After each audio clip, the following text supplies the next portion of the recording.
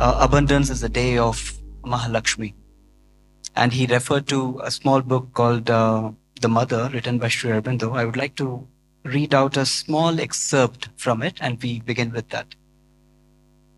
For it is through love and beauty that she lays on men the yoke of the divine. Life is turned in her supreme creations into a rich work of celestial art, and all existence into a poem of sacred delight. The world's riches are brought together and concerted for a supreme order, and even the simplest and commonest things are made wonderful by her intuition of unity and the breath of her spirit. Admitted to the heart, she lifts wisdom to pinnacles of wonder and reveals to it the mystic secrets of the ecstasy that surpasses all knowledge, meets devotion with the passionate attraction of the divine, teaches to strength and force the rhythm that keeps the might of their acts harmonious and in measure, and casts on perfection the charm that makes it endure forever.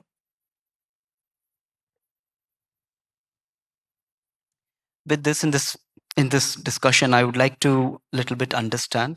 I will be asking some curious questions. Understand abundance in a way that Mahalakshmi is not just about material wealth, but the force of beauty, harmony, love, and grace.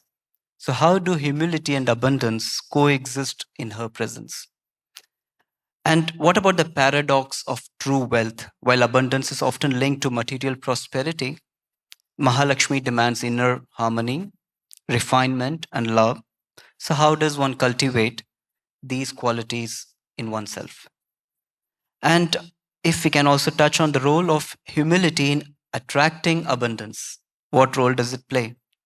Mahalakshmi does not reside where there is arrogance, greed, or disharmony. So, what role can or does humility play in receiving and sustaining her grace? May I now start with the Devi in our presence? Please. So, Amina is a founder and she has been for long part of Global Eco Village Network, and she has recently founded Global Eco Village Network Bharat. Yes, Gen Bharat. Gen Bharat. Yeah. So, I mean, I wonder often how you manage. There are various ideas of abundance, and each group has a different reason or a vision or a mission or a goal for establishing a eco village. So, what is the idea of abundance amongst Gen network people, and what role does humility play in it? Thank you, Lakshay. Hello, everyone. So the Global Eco Village Network is a network of communities around the world, and a lot of communities from Oroville are also part of our network. And just to start at a very simple level of materiality, the network is our net worth. And it's the collective resources of people, the collective knowledge, the collective ability to give and to serve the divine and nature that makes us abundant. And when people come together, it's their creativity then that nourishes the place into beauty.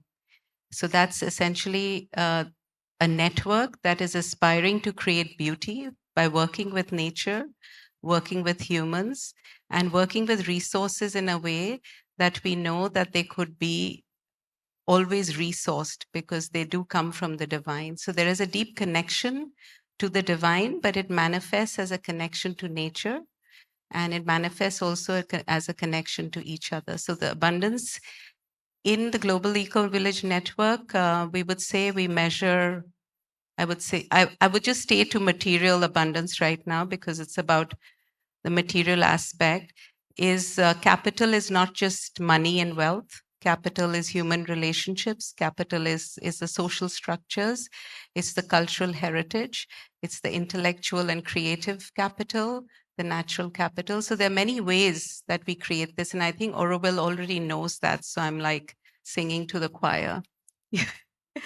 But within my own life, I think for me, how abundance for me is a very embodied devotional feeling. It's even if in the material realm I'm not seeing it, I'm feeling it in me. And when I feel it, then I'm able to channel it. And I was talking to Hans earlier on, and he was asking me, what's your work? I said, I'm a seeker of wholeness.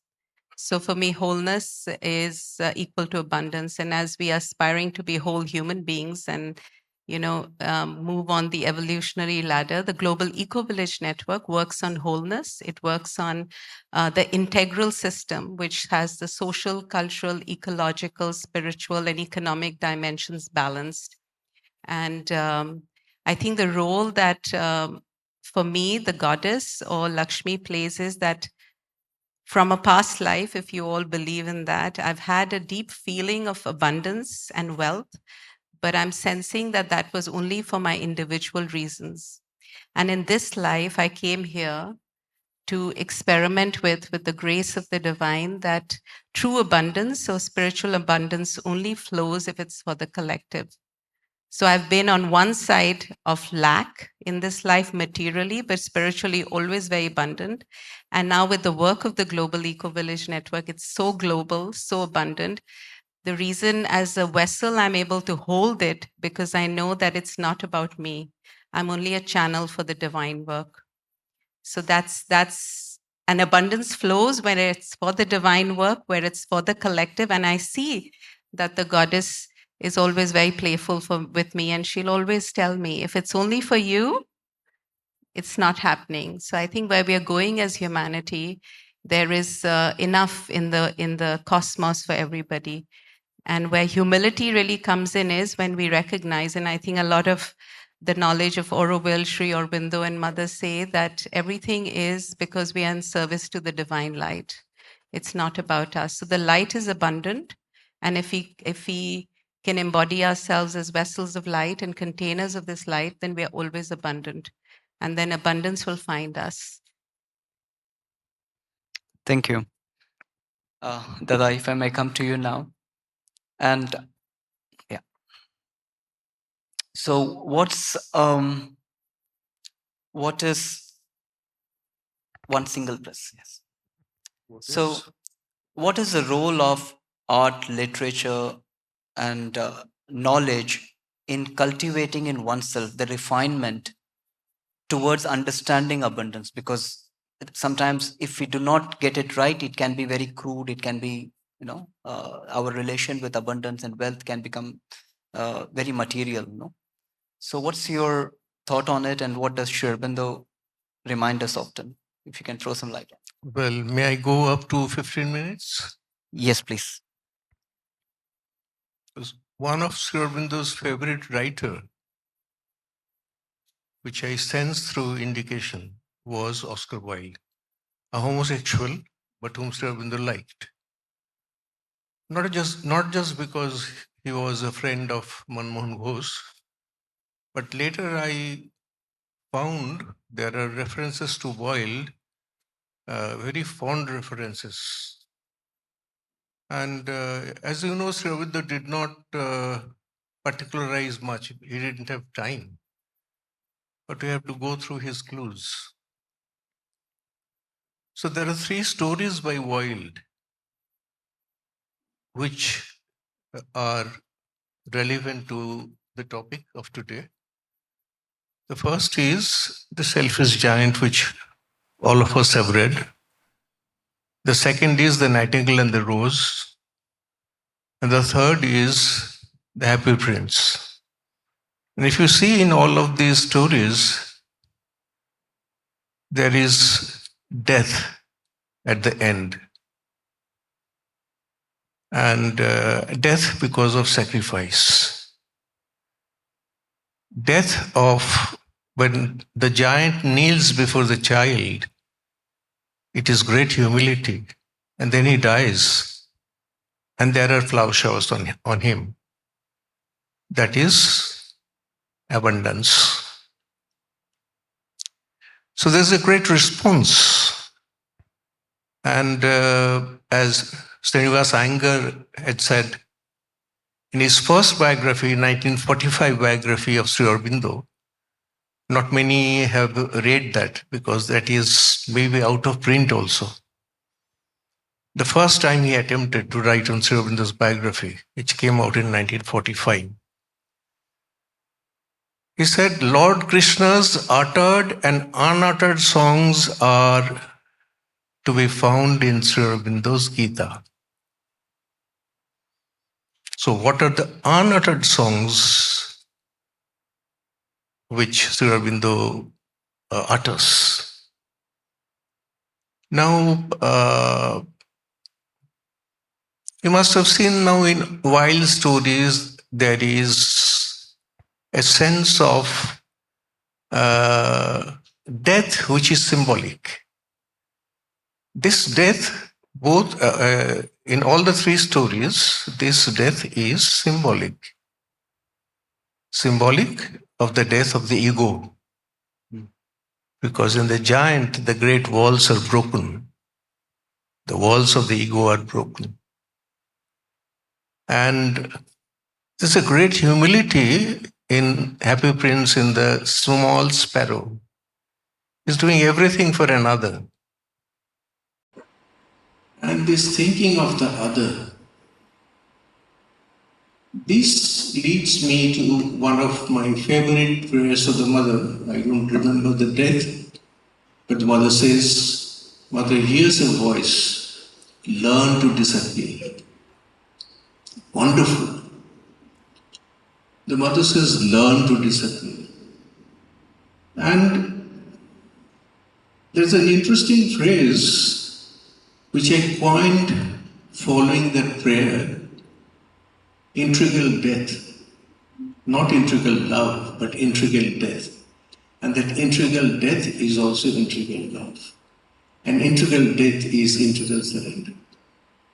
So humility has a large meaning in the Buddhist philosophy, in Sri Aurobindo's philosophy. And if you see the symbol, nothing comes anywhere near to that. It is the basis, the foundation, the leitmotif of all these other three.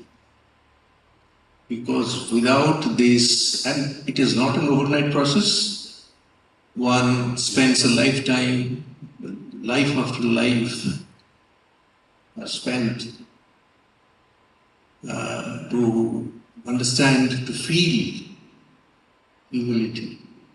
And as T.S. Eliot has said in Modern Day Cathedral, humility is the most difficult of virtues to achieve. And humility is love. Even in the great age of Bollywood music, from 1948 to 1968, there was a poet called Shakil Badauni. He was a Sufi. He came from Badaun and he paired with Naushad. And he used to write things which which echo Sri Aurobindo's idea of humility and love.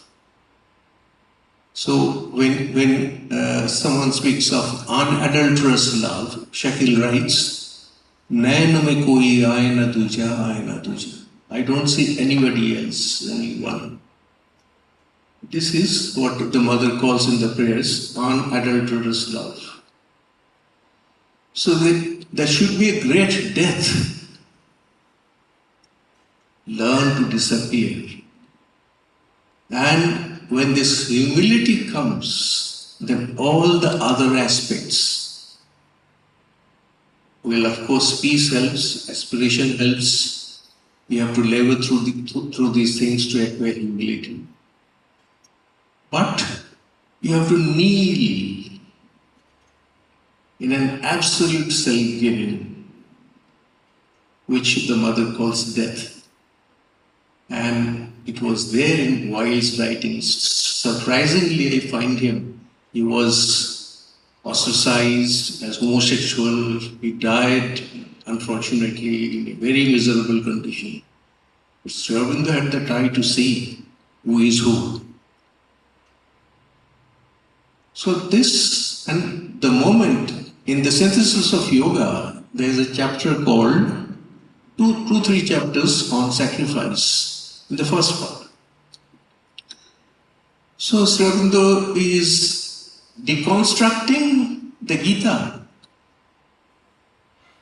Ma phalashu kadachano, the Gita says, don't expect for the result. Surprisingly, you will see if you read the text. I've been with Sri Aurobindo's text for more than 50 years. So I can remember where is what, and I can integrate them. Sri Aurobindo says, even if you don't want anything, at the back of your mind there is something which you want in return. This is very unusual. The Gita doesn't speak about this. So these are the unuttered songs.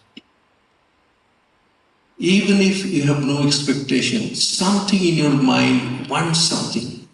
What is that want?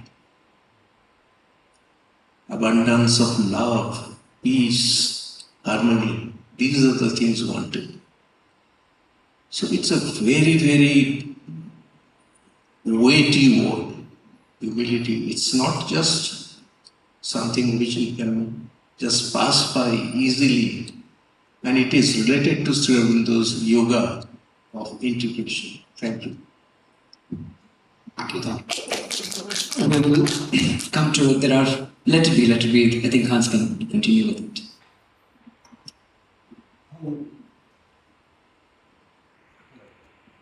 Hello. Yeah. Hans, as a resident of Oroville, we have some expectation of us, no? I mean, people like Amena and the Global Eco Village network are often attracted by Oroville for some reason. No? Is this the humility that attracts outsiders, or is this the abundance? Or, of course, there are other qualities also, but remaining true to these two topics of the day. What do you think? How can we embody this sense of abundance, which is rich and yet is offered and aspired in humility? That if we can create a city that Mother wanted us to create, manifest, how do we create it in a way that it emanates this sense of abundance? I'm being careful here with the word sense, because abundance can be very different for very different people. And how do we understand with all humility what it needs to be in our collective midst?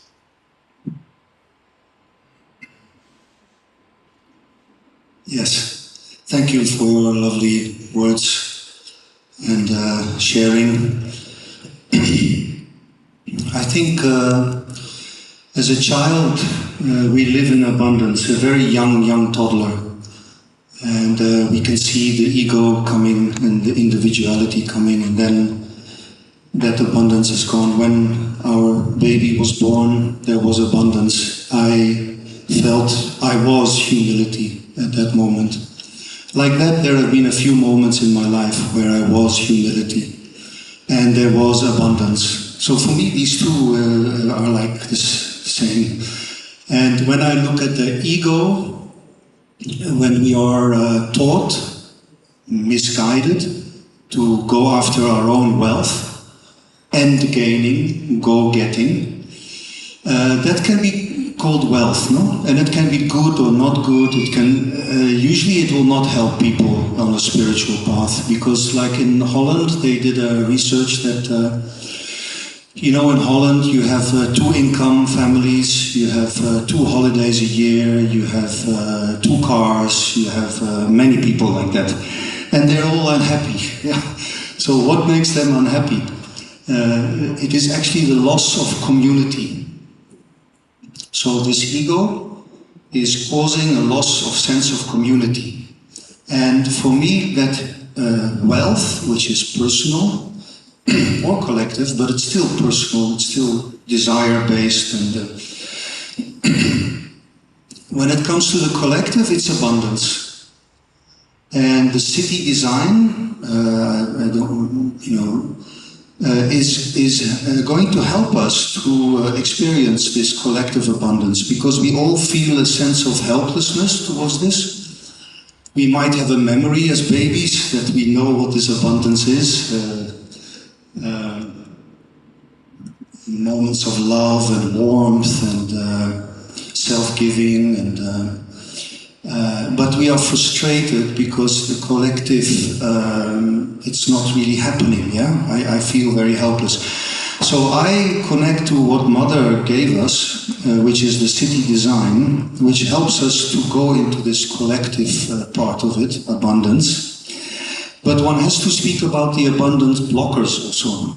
The abundance blockers are telling the other, knowing, having a moral high ground than the other.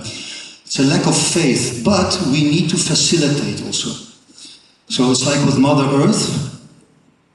The Amazon, it turns out, 15,000 years ago, was actually created by humanity. The soil was made rich, and look at us now with the Amazon, yeah? So she needs from us also a little facilitation, but not imposition, which is a difference. And I hope we can understand that in our collective life. And this city design is that little grain that she gave us. She changed the soil in humanity, and luckily there are many other projects that also can help us. I don't know if I answered the question, but it is a deep and profound. I can also share with you the moments where I experienced humility totally. Talk about death. I was going to die when I was 22, a horrible death, slow death. And in that crisis, that crushing crisis, I stopped everything, stopped studying, stopped this, that. I had my own space, and I was just there in my own space. And in that crushing humility, I found it's coming from a space of humility that I share this. But in my case, it was through crisis that I became nobody, without expectations. I was nobody, but I had a deep, silent inspiration, and it came. It happened, and ever since then, well, I came to Orville. So I think that inner call, everybody has their own moment when there is that reversal of consciousness that brings you here. Yeah? You could also come for other reasons, fine, but that inner discovery is what brought me here. But I sense the collective, always. I sense it's possible, abundance, but I also feel helpless towards that. You know? So I hold on to the city, not people, because people will just be doing their thing, and it cannot be imposed also, but it can be facilitated. Abundance is a state of being. It is not so easy to trust other people. Yeah. I understand. See, Auroville, I hear the way you are saying it, correct me if I'm wrong, that Auroville is a symbol. And like you said, the example of this Amazon, and the people have initiated it. So in a way, Mother has created a sort of a catalyst for us all to come and work on it. And then perhaps some deeper, truer, higher change may come about. Or it is already initiated, perhaps. I'm very sure that it will come about. It is already there. It is in that design, and just we need more numbers, because the trust of abundance, materially speaking, if we have enough people, we will have enough monetary independence. And so instead of coming from an imposition, it can come from abundance, exchange, creativity. And everybody will learn to let go of their thing. It will be a joy to give to the city. It will be an honor to work for the city. But right now it is very difficult because we are too few. For me it's simple. Human beings cannot do that without the Divine Mother, and she has given that design which will be effective on us. And we need to be more people. We are very few, actually. Thank God for guests also. Thank God for people, many people who are connected to Oroville. Yeah, but they don't come here though. They don't come to stay. I wonder sometimes. We must thank Amena. She brought a caravan from all the way from Chandigarh, New Delhi. In fact, it started off from Sri Aurobindo Ashram in Delhi, right? Yes. And it's a 1 month journey. You went all the way from the west coast, Mangalore, and then you came to Oroville just day before yesterday. Yes. Thank you for kind of honoring Oroville in this way. Amena, if I may have to come and little bit request you to explain us the phenomenon of this eco-village network. And correct me if I'm wrong, this is perhaps a 30-40-year-old movement, and Oroville predates this eco-village network or this idea even before. And this eco-village is this a response to almost an integral death of the industrial world which ruled or operated this world for the last 200-300 years? Is this in response to the abundance created by the material world that it repulses so many people that they want to go and a little bit connect with earth, do farming, find different way of education, find a way to connect with people beyond office cubicles? And do you see this in a way tells us a larger story, the success of this global eco-village network? I think there are thousands of eco-villages part of your network. And how do you see India responding to this now that you have started Gen Bharat? Is there a sort of understanding that we have not yet industrialized, yet people are getting mature enough to see that let's not walk the path of the West and then find a dead wall and come back, and a little bit learn to connect with nature, connect with within oneself, and find other ways of progressing rather than finding development and growth. And how do you see, is this a response to something else? So I think I'll just start maybe at the genesis of the Global Eco-Village Network. This year we celebrate our 30th year, and it is a network of communities. And it was started by a couple called Ross and Hilda Jackson. And it was a very simple, humble aspiration to map and research all work that is happening to create a better world. And work that is happening at a grassroots level. They wanted to see where communities are experimenting with creativity to bring forth a new narrative away from the industrial tech world. It wasn't a resistance movement, and it's still not a resistance movement. There are many resistance movements in the world. The Global Eco-Village Network is just saying that we are eco because we are moving from ego to eco. It's as simple as that. So it's yoga in itself. It's a village because if you look at village systems, there's interconnectivity and interdependence. So the word has much deeper meaning than just in its semantics, where in India we think a village is a small rural space of very few people. And I think that's why even when sometimes Oroville has been our member since our inception, because a lot of Orovillians got involved in the global movement.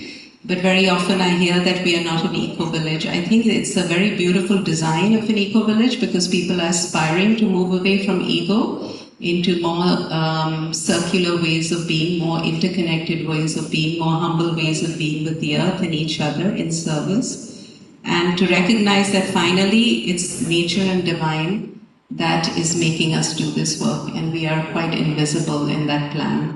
It's a village because it's an aspiration, right, for everything to be interconnected.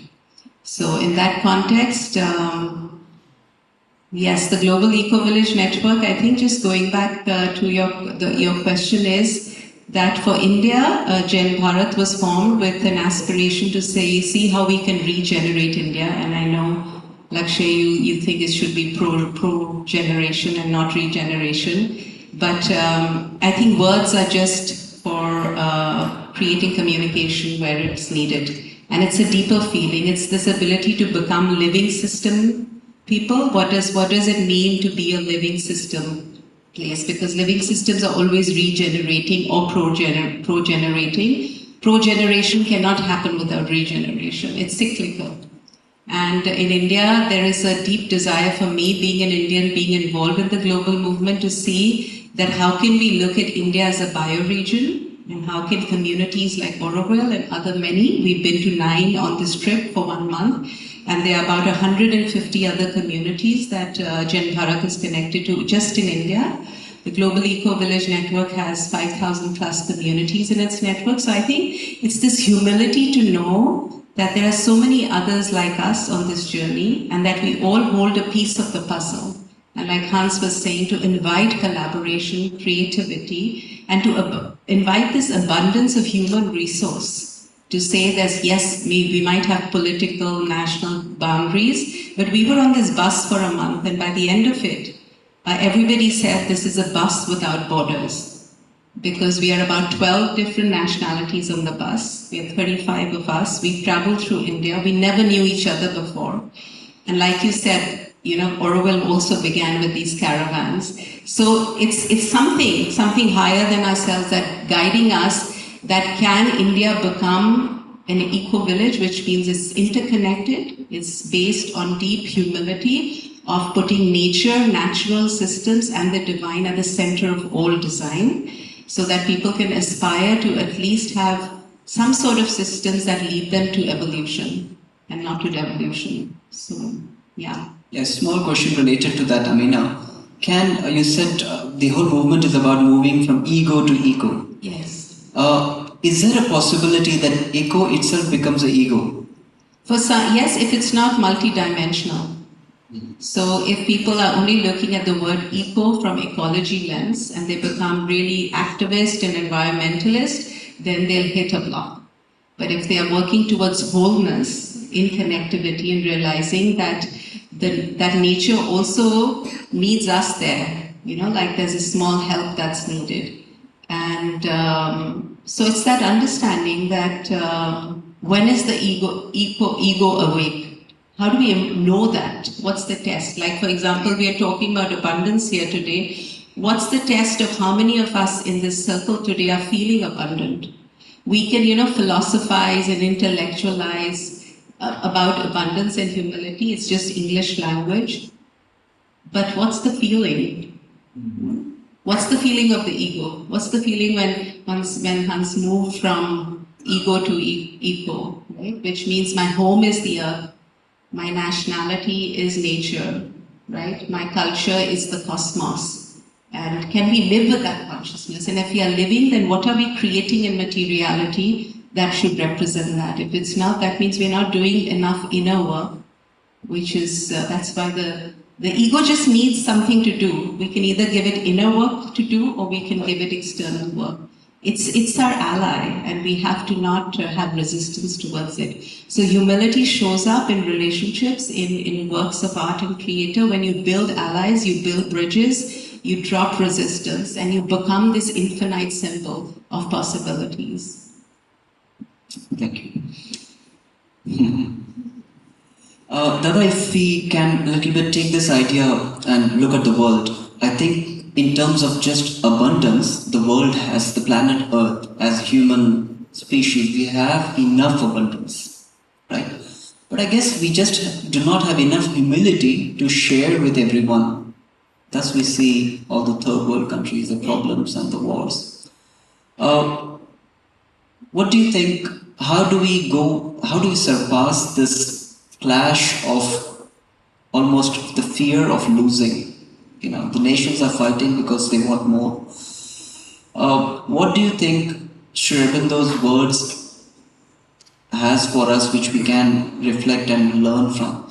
How do we move away with the sense of abundance that we don't have to occupy what we are seeing around the world right now? That there is enough. Well, Sri Aurobindo said there is a limit where science and technology must stop. And man's greed is like that. It is ever expanding, ever expanding. And it must start with the individual, because in the ideal of human unity, Sri Aurobindo has a very beautiful aphorism.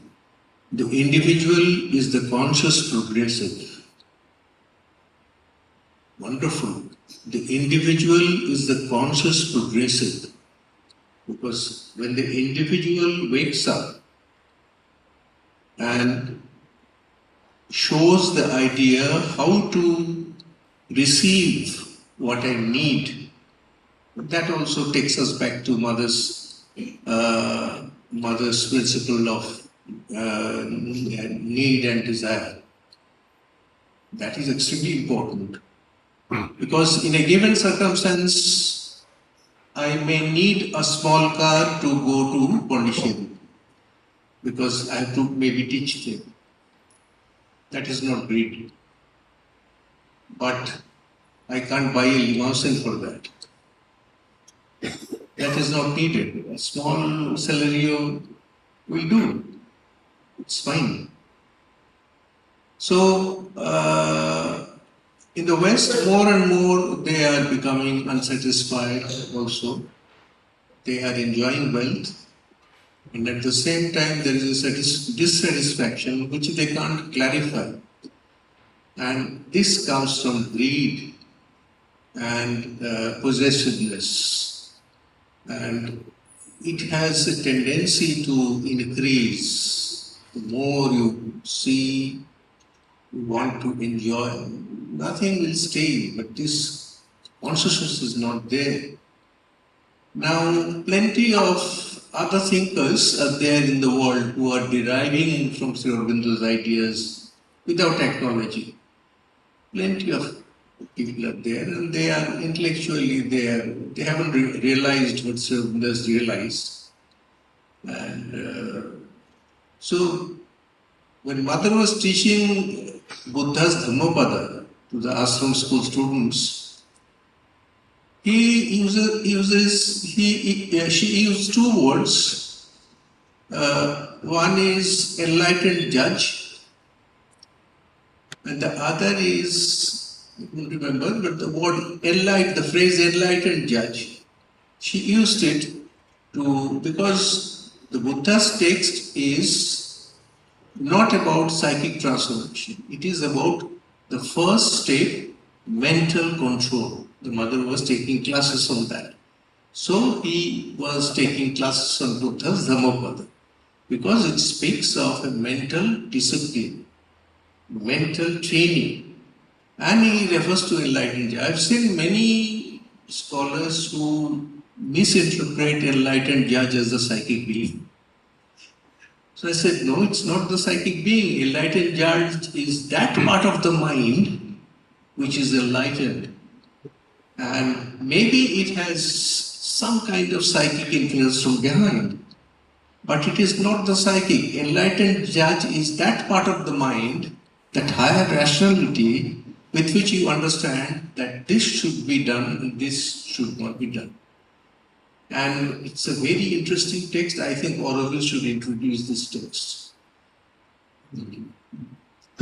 Hans, if I may little bit come to you for Orwell's context. This idea of want and need, and this idea of not having enough, this idea of lack of abundance, is this somewhere the reason for the strife that we are facing within Orwell? Because we are supposed to get over it, and perhaps a little bit it's amplified due to various reasons, or maybe because of the world situation. I think what you mentioned is visible in the systems we have put in place for 50 years, which are not really that, like maintenance, for example, it has reasons to be there, but I have seen people, I have always had enough in my life. It's like I was born and I was also always attracted to Mahalakshmi first, and I've never had too much and never too little.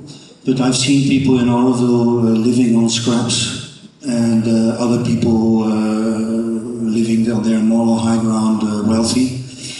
But I've seen those poor people, and I don't like what I see, because it has nothing to do with abundance. They are shrinking in their vitals.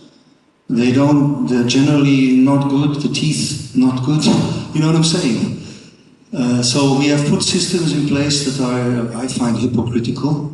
So again, abundance, we have to let it flow. What was your question again exactly? Is there a fear or lack or Yeah. of losing something? Yeah. I think we all have that, no? Somewhere. I think the rare moments of abundance that I felt in my life are very rare, actually, where I really become nobody. Like, I could say. I give up my needs, my wants. The moment I give up and I say to Mother, up to you, I let it go now. And then within a week or two, something comes to me, and that feels really kind of wonderful, that is there. And meanwhile, I hobble about in my ego and just going around like that. And sometimes we are touched by that. And what can I say? We are not So when you say very developed, are we? And that's okay, yeah? And I want to make a distinction between individual and the collective here. Individually, perhaps there are many who have the sense of abundance and they go about their life regardless. However, collectively, what you're saying, the measures that we have put in, perhaps is amplifying this sense of, because of this kind of strict adherence to numbers, which the need is very different and varying. However, the numbers remain the same. So is there a way of, is there a possibility that we go back to what Mother wanted us to do? In fact, the Charter says, and there are true Orwellian dream, these are our founding texts. If we can somehow slowly go truer towards these founding words, we can experience more abundance. Yes, it will come. It cannot be imposed from mental structures. Right. And I believe in creative flow, and let people be, let people create, let there be money also coming and going. But like I said, we have to put the grain in the Amazon. We have to start talking about no money in Oroville. We have to start giving from one's own inner self to the city, to the collective, from a space of creative abundance, and not from these ideas, like, I'm sorry to say it, Lakshmi, but you mentioned the West, the greed and the capital system, but the West is actually also having many projects that are stepping out of it. But we cannot step out unless what we are talking about, no? Unless people have the inner discovery, unless there is a city like Oroville, where there is a city built like an eco-village, a city built for no money exchange. And we can do that. I feel that that's quite easy, actually. You imagine if we are 10,000. Imagine if we are 10,000 and we have all those people working there, many people doing wonderful works here. Imagine we have 10,000 people. We're done. It's good. We can all step out of the... I don't think the West can step out because we are founded on the Charter and the spiritual discovery. But money, sex, power lives in all of us. And when you have a spiritual arrogance mixed in there, then it is really a dangerous thing. That is what we are working on now, no? We are all involved in this moment in time where we are having to deal with this in ourselves and with the other. And it's quite, humility is the key, no? But yeah, what can I say? Thank you. I think my own life. I can share moments from my own life where I felt humility, really. Oneness with nature, I had once an experience. When I came to Oroville, I did not think about money at all, and I needed a place to stay. So I said, okay, Mother, I need a place to stay. And then my father stops his work early and I get a small inheritance, which is the exact amount of my house where I live in now.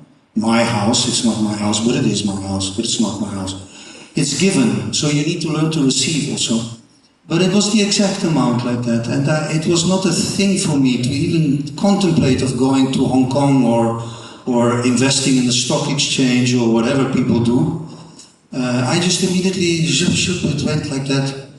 And that's wonderful moments in the life, you know.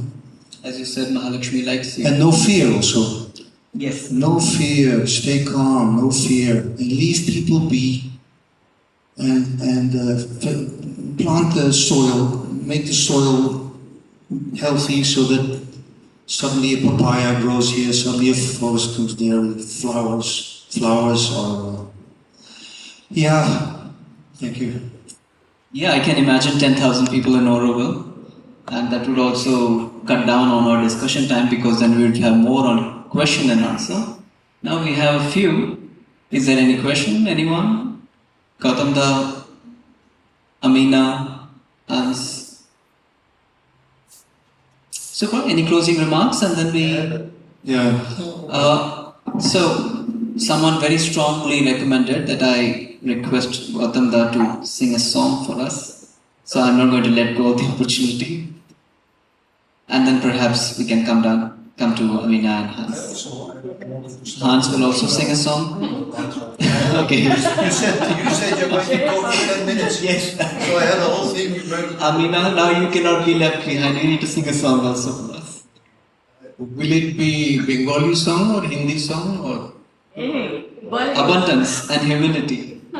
what is your Request. Bollywood. Huh? Bengali. Hindi will be accepted by everybody. Yeah, why not? So this is a very old song, even before my birth. It was sung by Rafi, and it was once again composed by Shakil Badayani and Mohammad Rafi, and it was in Rag Bhairavi. And let me try. अगर तू सागर तो मझधार मैं हूँ मझधार मैं हूँ तेरे दिल के कश्ती का पतवार मैं हूँ पतवार मैं हूँ चलेगी अकेली न तुमसे ये नैया न तुमसे ये नैया मिलेगी ना मंजिल तुम्हें बिन ख़ैबैया तुम्हें बिन ख़ैबैया चले आओ जी चले आओ मौजों को लेकर सहारा हो रहेगा मिलन ये हमारा वो हमारा तुम्हारा रहेगा मिलन ये हमारा तुम्हारा तू गंगा की मौज में जमुना का धारा तू गंगा की मौज में जमुना की धारा हो रहे हैं मिलन ये हमारा वो हमारा तुम्हारा रहेगा मिलन ये हमारा तुम्हारा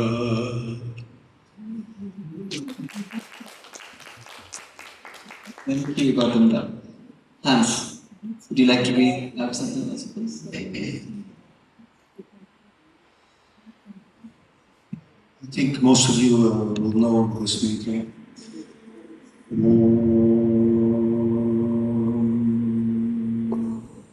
Purnamadav Purnamidam Purnat Purnam Mudachyate Purnasya Purnamadaya Purnameva Vashishyate Om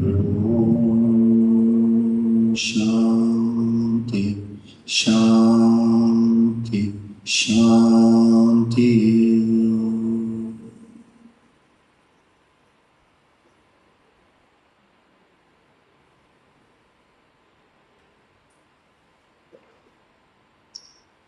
with you to share something. Yes, thank you. Our caravan members are staying at the Unearth Hostel in Ottawa. And there's a blackboard there that says, it's called Unearth because we're here to unearth why we're here. And this afternoon before leaving, I was leaving my key at the table and this was lying there. It wanted to come here. And it's, I think, one of the flowers of Mother, and it's the flower of gratitude. And I've always seen that in my life, any quality gets unlocked with the feeling of gratitude. So just feeling grateful that we're here together to share together. And it's morning glory. And what's written on it is maybe a good way to close. The ego thinks of what it wants and has not. The ego thinks of what it wants and has not. This is its constant preoccupation. The soul is aware of what it is given and lives in endless gratitude. The soul is aware of what it is given and lives in endless gratitude. And through my experience of life, I've noticed that there is a flame of abundance given to us by the Divine Mother. This beautiful red flame that sits at our auric anatomy at the root chakra. And the flame of abundance is always available. And the root chakra has the essence of I am. And I am means that if I'm in this body, I have space here that's been given to me to work with this energy. And that removes all fear and it brings us into this spiritual manifestation of being I am in humility, but also I am that I'm infinite and I can channel that. So just as a closing, just inviting you all maybe to connect to this red flame at your root chakra where you're sitting. And if you can imagine this flame being lit by the Divine, by the Mother, and at this moment, just setting a prayer that here at the land of Orwell, a very special, sacred space falling in the future for human evolution, we are able to light this flame and circulate it through our body, through each chakra, through each cell and atom, so that we can embody abundance. And when we are embodied in abundance, wherever we are, in silence and humility, abundance will do its work. And it will keep us humble. So thank you again for giving me this space to share. And thank you to the Mother and Sri Aurobindo for bringing us together. And thank you to the Divine for creating this blueprint that we can all dream and evolve together. Okay, I started with the words of Sri Aurobindo, and I would also like to end with his words. Small line. Harmony and beauty of the mind and soul. Harmony and beauty of the thoughts and feelings. Harmony and beauty in every outward act and movement. Harmony and beauty of the life and surroundings. This is the demand of Mahalakshmi. Thank you. Thank you, Amena. Please. A small token of love and abundance from all of us.